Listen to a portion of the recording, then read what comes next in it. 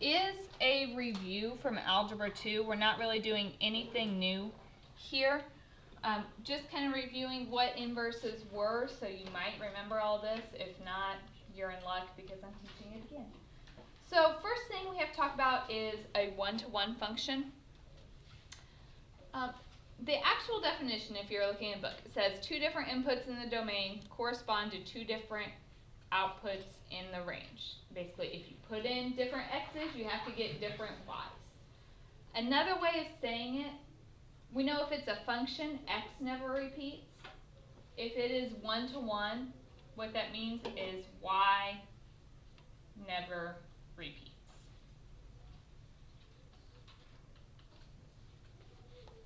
So, if it's a function, x doesn't repeat.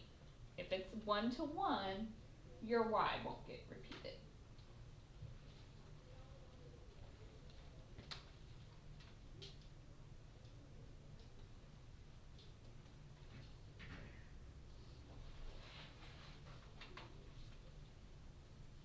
So let's look at a couple different representations and decide if they are one-to-one.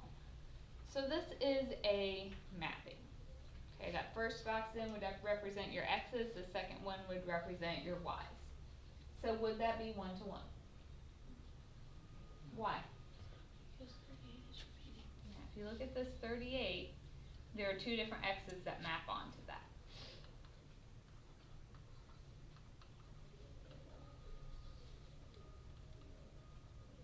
That is not one-to-one because the 38 gets repeated.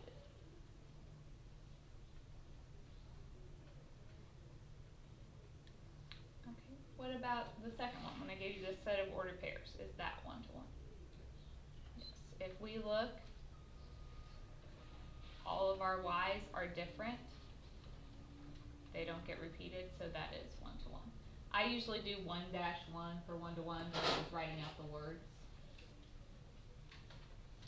But you're certainly welcome to do either. Now we need to talk about how to find if it's one-to-one from an equation. And I think there are two ways. There's an algebraic way and there's a graphing way. I think I'm going to skip the algebraic way. I think we're just going to talk about graphing because that's what you guys are ultimately going to use anyway. So we're just going to talk about that. If you think about if it's a function, we know that our x doesn't repeat if it's a function. And to tell from a graph if x repeats, we always did the vertical line test. If x didn't repeat, then when we drew a vertical line, it could only hit it once. So if it is one-to-one, y doesn't repeat. So how would you tell that by looking at a graph? Horizontal line test. So this is the last box on the slide. I'm going to go back and do the example here in a second. But if every horizontal line only hits it in at most one point, then it's one-to-one. Basically, if you can draw any horizontal line that hits it more than once, it's not one-to-one. So let's go back and do the examples on the previous slide using the graphing approach. You guys have a graphing calculator, so this isn't any big thing. If I want to decide if this is one-to-one, everybody grab your calculator and graph it for me.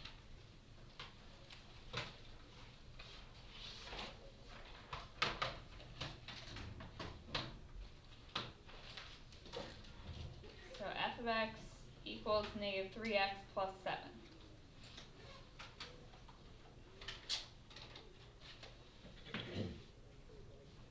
Graph it, it looks something like this, I think. So is that one-to-one? Does it pass the horizontal line test?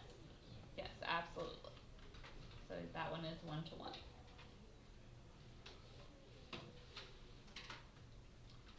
Okay, second one. The square root of 49 minus x squared. When you graph that, what does it look like?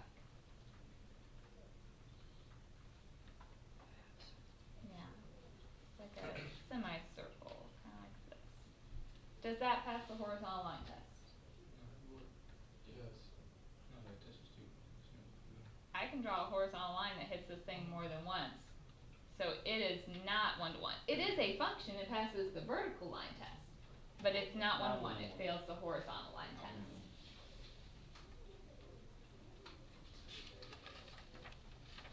Okay, so you guys take a second and do the next two examples.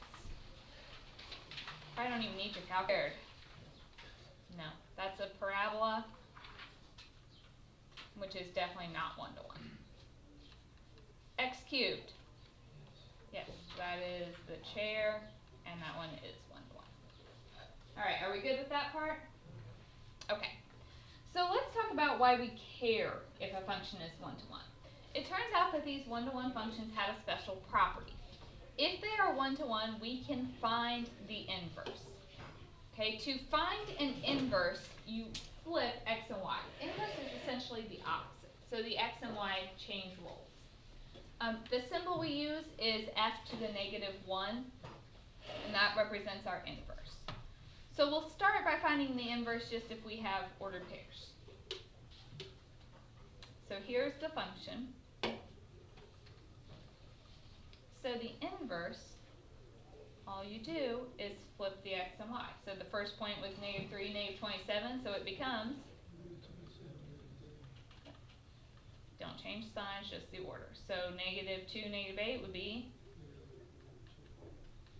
negative 1, negative 1, 0, 0, 1, 1, and 2, 8.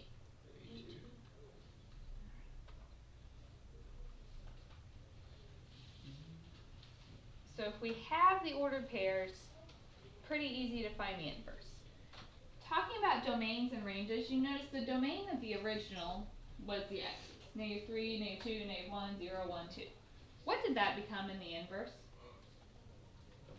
The y's, which is the range. So the domain of the original is the range in your inverse.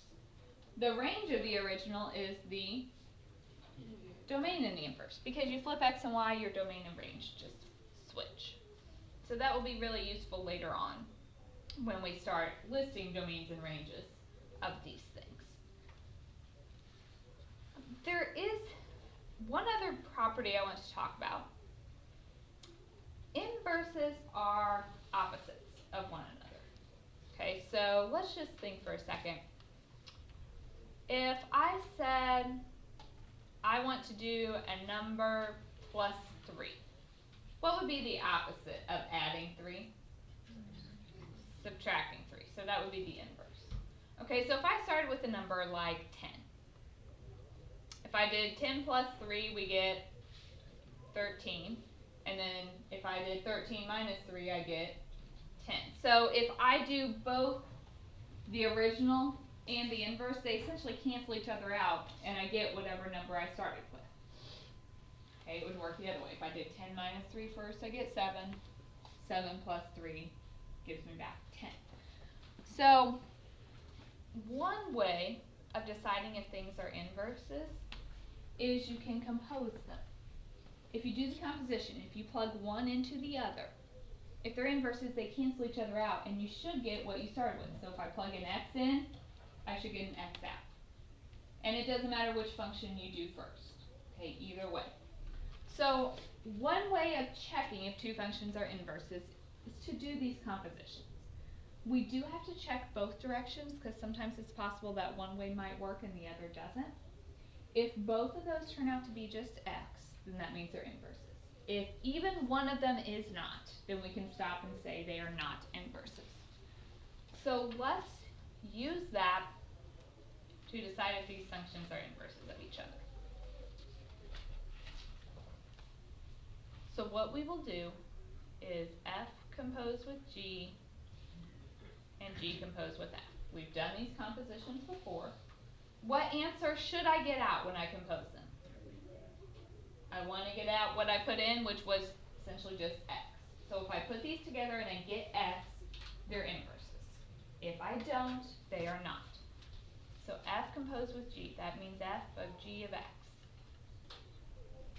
So you start on the inside. G is 1/2 x plus 3. I have to plug that into f. So f is 2 times the thing you plug in plus 3.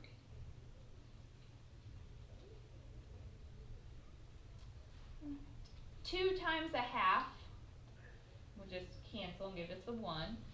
So we have x plus 3 plus 3,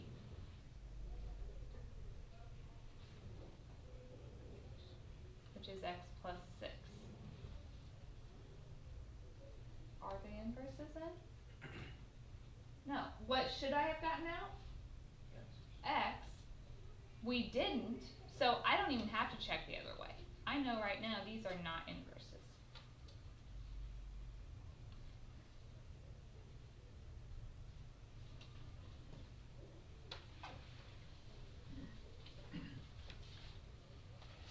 Alright.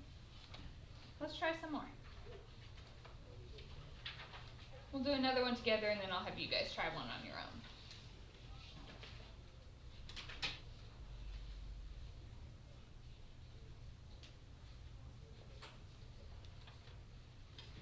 So I want to know if these are inverses. So we have to compose them.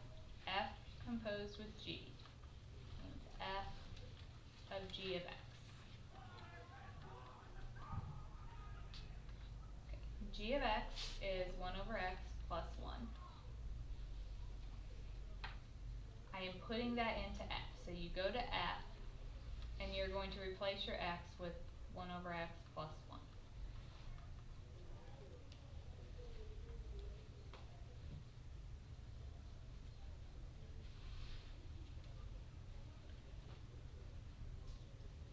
Okay, if I look at this, what happens on the bottom? The plus 1 and minus 1 cancel. So you have 1 over X.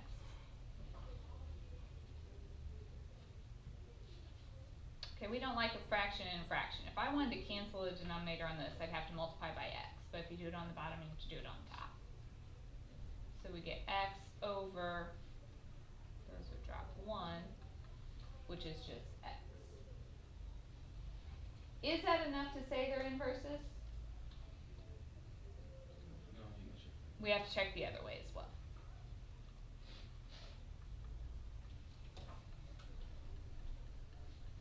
So now we do G composed with F. So F is 1 over X minus 1.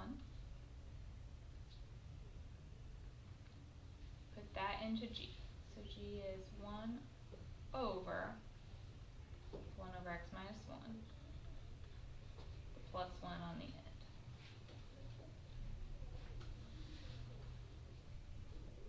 Okay, let's deal with this fraction. We don't want a fraction and a fraction. If I want to cancel this denominator, I have to multiply by x minus 1. But if you do it on the bottom, do it on the top as well. So those drop. 1 times x minus 1 is x minus 1. Now it's just over 1. So we could say that's just x minus 1 plus 1, which is x. So are these inverses? Yes. We did both compositions and got x both times.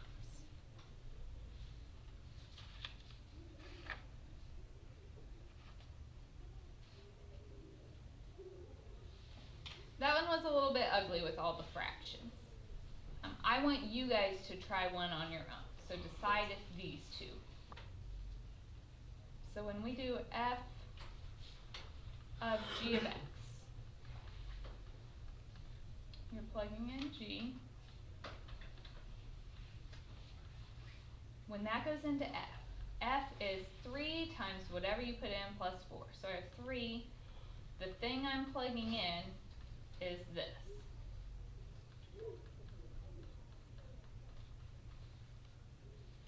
Okay, order of operations. 3 times negative 1/3. Negative 1. So we get negative x plus 4 plus 4. So negative x plus 8. So are these inverses? No. You don't have to check the other way at this point. If you had, I'll just show you for those of you that may have started with this one. If you did g of f of x, so you're going to go to g, you're replacing your x with 3x plus 4.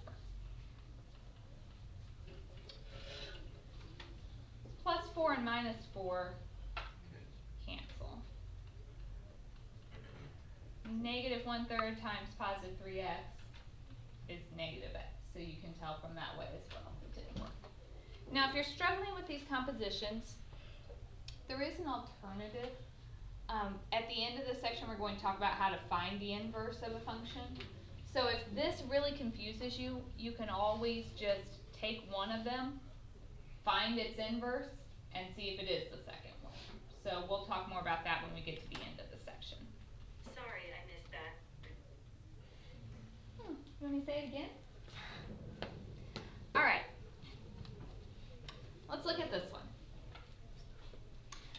So, in terms of the graph, because an inverse reverses x and y, when you're looking at the graph, they are always symmetric across the line y equals x. So you're going to have a math Excel assignment over this stuff, and some of them are just like fill in the blank questions. So a lot of these things are the things you're going to use to fill in those blanks. So let's take a look. If I want to graph the inverse of this line, we could start by graphing the line itself. You know how to graph a line, y equals mx plus b. So our b is -2, so we start at -2. Slope is 3, so we would go up 3 over 1. And then you just draw the line connecting those. Hopefully you guys draw a straighter line than I do.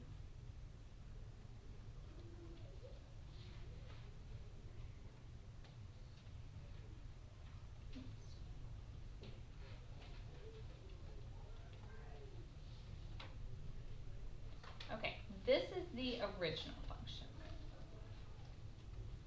The inverse.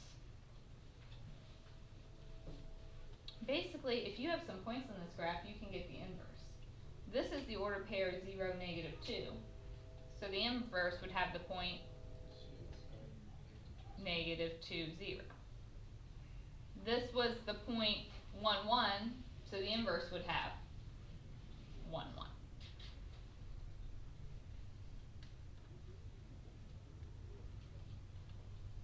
So this orange line is my inverse.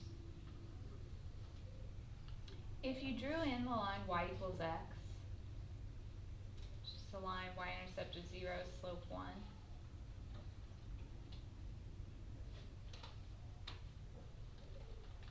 It goes right through the middle of this. In Algebra 2, when you guys graph this, Mrs. Keller usually had you draw in that dashed line just so you could check. If I folded my graph on that line, do those two overlap themselves? Yes, and so that's a quick check to make sure that we have the right inverse. So they are always symmetric across that line. Okay, let's do another graphing the inverse. So this one I didn't give you an equation, but I gave you the original graph.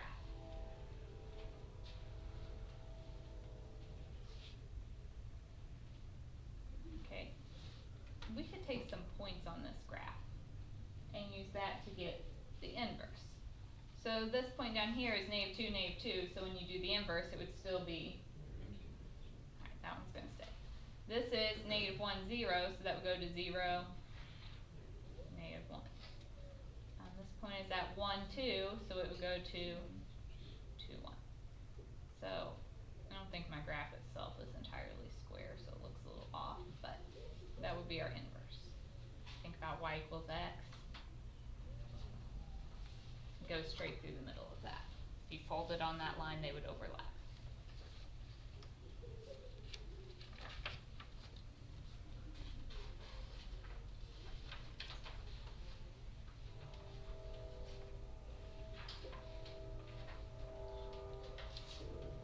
Okay. Final thing that we want to talk about is actually finding an inverse. And so if you remember from Algebra 2, there are basically 4 steps to finding the inverse. The first one, if it's written as f of x equals, you change that f of x to a y. Then in the inverse, x and y switch roles, so we switch the x and y. We'll solve for y, and at the very end we'll write it back in function notation. So we'll change that y to an f inverse. Let's just learn by example. We'll do one. How much of this stuff are you guys remembering? None. Oh, good thing I'm teaching it. Okay, so first step, f of x changes to y.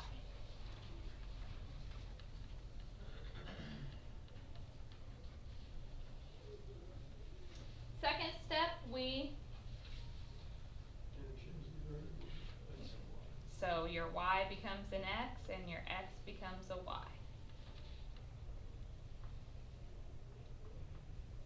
Now we need to turn this back into function notation, so we need to get this to be y equals. So we're just going to get the y by itself. So to do that, we would subtract our 3 and divide by 2. So y equals x minus 3 over 2. Final step, I want it back in function notation. This is the inverse, so we change our y to f inverse of x.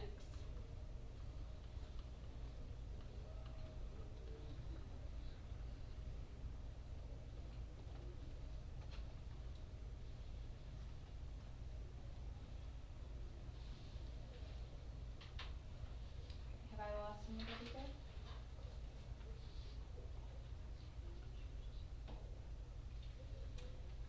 I did ask for the domain and range of both the function and the inverse.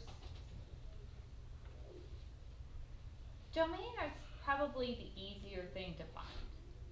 If I'm looking at this, to find domain, you look at the original. There's basically two things you have to worry about. If it's a fraction, the bottom can't be 0. And if it's a square root, the thing underneath has to be greater than or equal to 0. Do I have a fraction? Do I have a square root? So my domain is?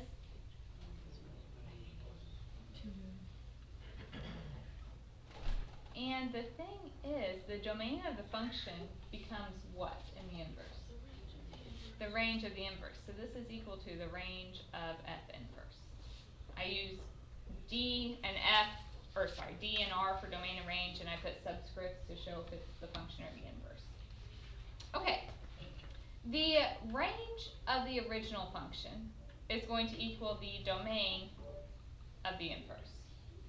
Probably easier to do domain. So if we look at the inverse, it was down here.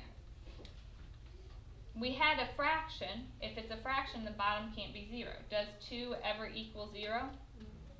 So the range of the function and the domain of the inverse is also negative infinity to positive infinity.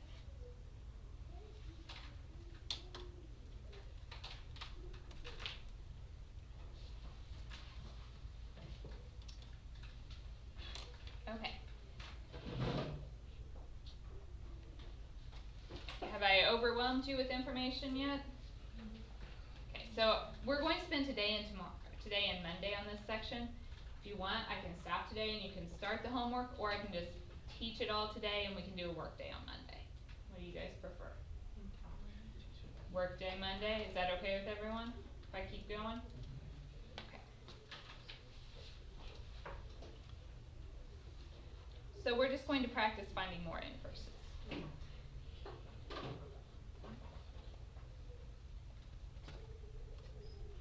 So to find the inverse, what is the first step? So y equals 2x plus 1 over x minus 1. Second step. So this becomes x equals, if you have more than one x, they both turn into y's.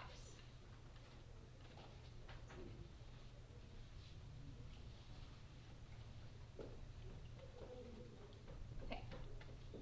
So now, if I want to get the y by itself, first, let's get rid of our fraction. So we would multiply by y minus 1 on each side. So those cancel. If I distribute, I get xy minus x equals equals 2y plus 1. I am trying to solve for y, so I need all the y's on one side and everything without a y on the other. So I'm going to subtract over this 2y and add over this x.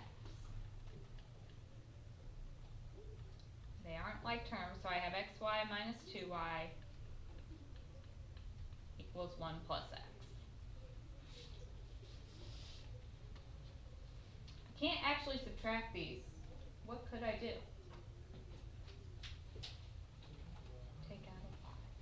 If you pull out that y, you're left with x minus 2. So then to get y by itself, you would divide.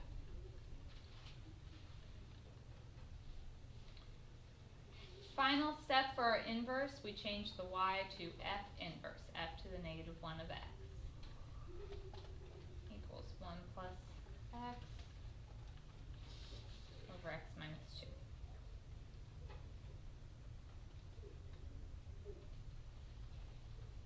There's my inverse, and then I want domain and range of the function and the inverse. I know the domain of the function is equal to the range of the inverse, and the range of the function is equal to the domain of the inverse. So really I only have to find two things. If I look at the original, it's a fraction. I know if it's a fraction, the bottom can't be 0. So what can't I have? On the original, so I would say negative infinity to 1, union 1 to infinity. For the range of the function, let's just look at the inverse and find its domain. In this one, what can't x be? 2. So this would be negative infinity to 2, union 2 to infinity.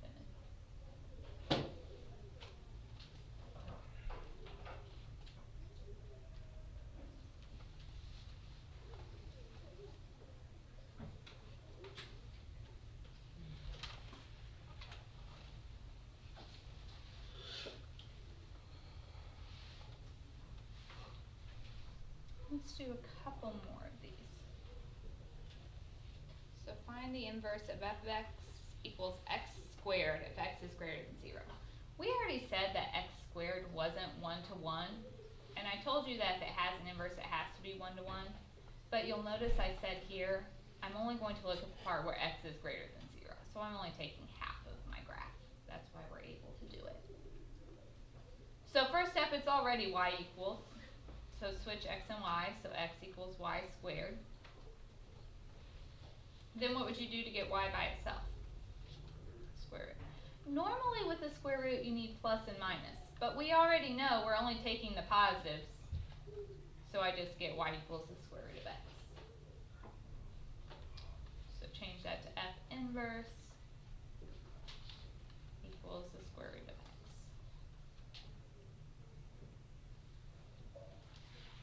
I know the domain of the original is equal to the range of the inverse. And I already gave you that in the problem. If x is greater than or equal to 0, that would be bracket 0, comma, infinity. The range of the original is equal to the domain of the inverse.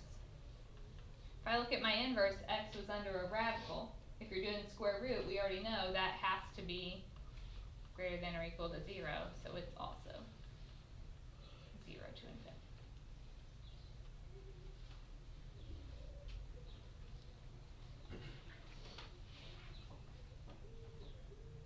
I want you guys to try one on your own.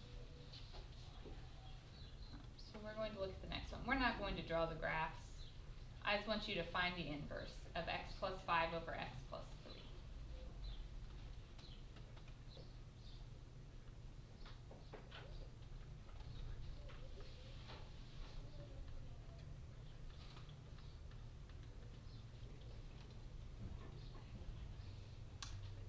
We change f of x to a y.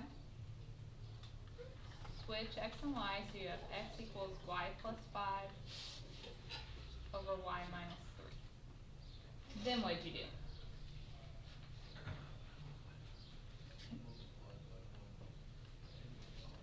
Yep, you want to get rid of the fraction. So you have xy minus 3x equals the y plus 5. We need all of our y's on one side, so I'm going to subtract over this y, and I'm going to move the 3x over. So xy minus y equals 5 plus 3x. Then what could you do with this y? Good.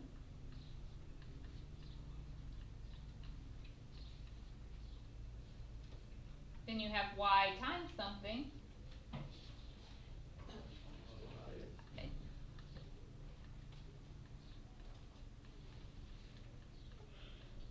And final step, instead of y we put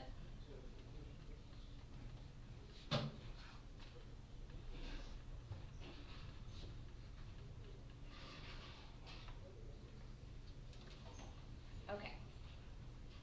Let's talk about the domains and ranges. We know the domain of the function is equal to the range and the inverse. So we get that by looking at the original. It was a fraction, so I know the bottom can't be 0, so x can't be 3. So that would be negative infinity to 3, union 3 to infinity.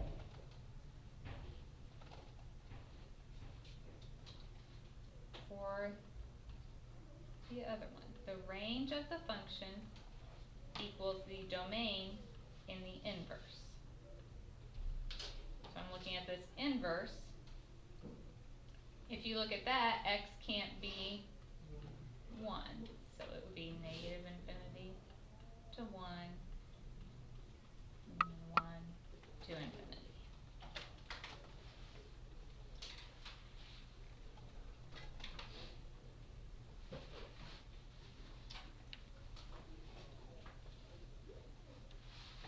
I know I've thrown quite a bit at you.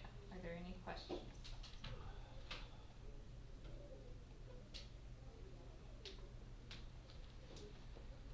I think we can do at least this example. These last two examples are pretty short.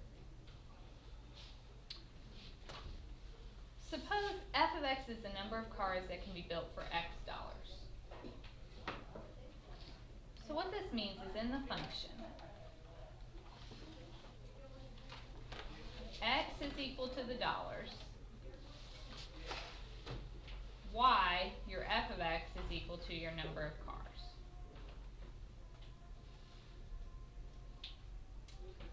We want to know what f inverse of 1000 represents. So keep in mind, in the inverse, x and y flip roles. So this 1000 represents what? The number of cars. So this whole thing would represent the dollars. So it's like the cost of producing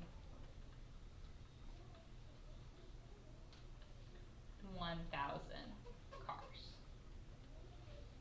Because in the original, your x was the cost, y was the number of cars, so it's just flipped.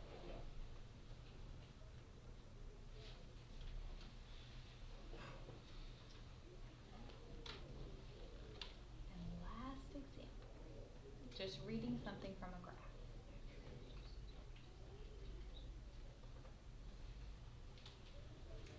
So this is a graph for a function, but I'm asking you questions about the inverse. So if this 2 would represent the x value in the inverse. So on the original function, that was when your y was equal to 2. So if you go to, this is essentially saying, find x if y is equal to 2. So if you go to your graph. When your y value is 2, what is your x? 2. So A is 0.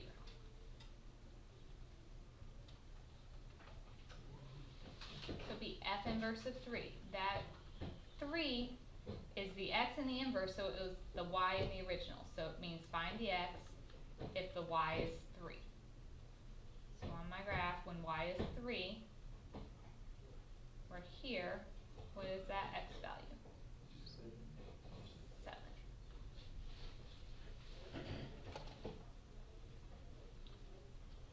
Last one, f inverse of 9. That means find the x if your y is 9. So what is that x value? 9. Okay, I know I've thrown a ton at you. We are not moving on Monday. The assignment is on Math Excel. It is open if you have some time today and want to work on it. Tomorrow or Monday in class, we will just have a work day and it won't be due until Tuesday.